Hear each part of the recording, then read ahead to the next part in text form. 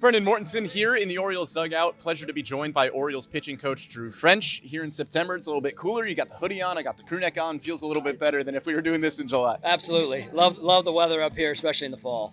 Coach, wanted to talk to you today about Albert Suárez, who went from a guy in the offseason that was like, oh, okay, that could be a fun story, to now a pretty integral part of your starting rotation. Let's go back to the offseason. Albert Suárez was in the big leagues in 2016, 2017.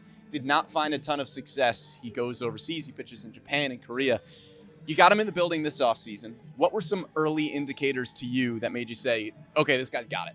Yeah, I think, our scouting, our pro scouting department did a really good job identifying somebody that's got some uniqueness about him.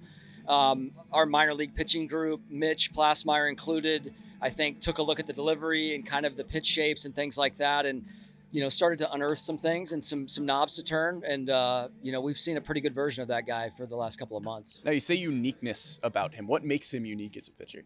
I think it's kind of how slow moving the delivery is, and it's, I think guys kind of get lulled to sleep a little bit. And when, 96, 97 is kind of coming out of his hand, I think it tends to play up a little bit more. So, refining the off-speed stuff was something that we knew was going to be a priority, but getting him back to that threshold where he's throwing some of his better velos and sustaining that for 6 or 7 innings, we knew was going to be a priority. So that's kind of where we started. Yeah, and when you look at his big league arsenal this year compared to 2016, 2017, it's totally different. He's got the cutter in the arsenal now. He's throwing the fastball way more. Were those changes that he had made when he got to you guys, or were those things that you were able to look at and say, hey, let's make some tweaks here and there? Yeah, it was more of that. When you pitch overseas, there's a lot of fascination with guys with cutters. So that was kind of part of his arsenal, but what the utility of that pitch was and how he was going to use it and be effective using it was something that we started to trickle in, during spring training. And then the curveball has kind of been a work in progress, I guess, to find some consistency with it. But I think ultimately the fact that he's throwing it more has led to more consistent results with it. And then the changeup has always been a pretty good pitch, so it's just kind of finding the right guys to use it to and the locations to do so with. Yeah, and we've seen a few guys over recent years, names like Merrill Kelly, Eric Fetty come to mind, who go overseas, they pitch in leagues like the KBO, and they come back to the big leagues and look like a completely different pitcher. Is there a common denominator with these sorts of guys who go overseas and then all of a sudden they come back and it's something different, or is it just kind of luck of the draw? Well, I think the first thing that comes to mind is just the different type of hitter that you have to get out there. And I think when you can get guys out here in the States, I think we know what plays here. We know what a lot of offensive coaches and hitters are trying to do. Those guys over there, there's a different type of profile that maybe the leadoff hitter has, or maybe the guys at the bottom of the order have, versus kind of the 1 through 9 who can clip you at any point in time. It's possibly a long at bat, a lot of contacty type of guys. So I think there's a lot of respect that we pay for guys that come over from pitching overseas and the types of hitters that they have gotten out over there and the versatility that they have in their game. And then a lot of the scheduling stuff too. And for starters, it's kind of similar to the minor league schedule where it's once a week. So they're getting recovery. I think that their ability to be the best version of themselves more often is probably heightened over there versus having to pitch on a 5-day schedule here, in a 3-week stretch that we might have. Yeah, and now he is pitching every 5th day for you guys up here in the big leagues. I know going into the season, the plan probably wasn't to have Albert Suárez be as key of a contributor as he has been in the starting rotation, but was there a point this offseason? I know in baseball, it's not going to be 5 guys throughout the season, right? You're going to need 8 to 10 starting pitchers throughout a season. Was there a point this offseason where it went from, oh, this was an intriguing arm to, hey, this is somebody who could really help us in the rotation if we need it? Yeah, I'll tell you where I had that moment with him, and that was in Clearwater when he started against Philly.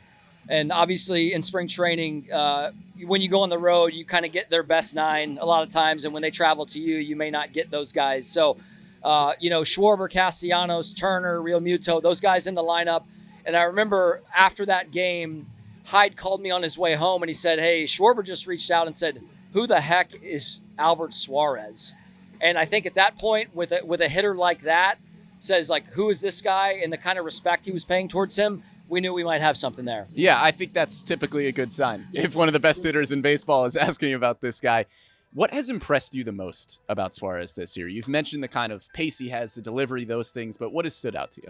I think the emotional consistency. Yeah, just the maturity level and kind of the same guy every day. And I know that's kind of cliche, but he really is. He is really the same guy yesterday as he's going to be tomorrow. And I think that, probably the most uncommon human trait is consistency. And so to have somebody that's as emotionally consistent and with that sort of, the pulse of a sniper type of feel, I think that's helped him manage some of the bad times, and I think that's where we are today is, guys get a little finicky and they want to maybe change something and full overhaul, I guess. And he's kind of stayed true to who he is. And I think this game needs more guys like Albert Suárez who have an identity and kind of double down on who they are and just know that they're really, really close. And they're always really close, and so just the belief in that, I think, is huge. Yeah, and on a personal level for you and this coaching staff, how gratifying is it to look at a guy like Albert Suárez, who was in the big leagues years ago, struggled, went overseas, figured it out. Now he's back here,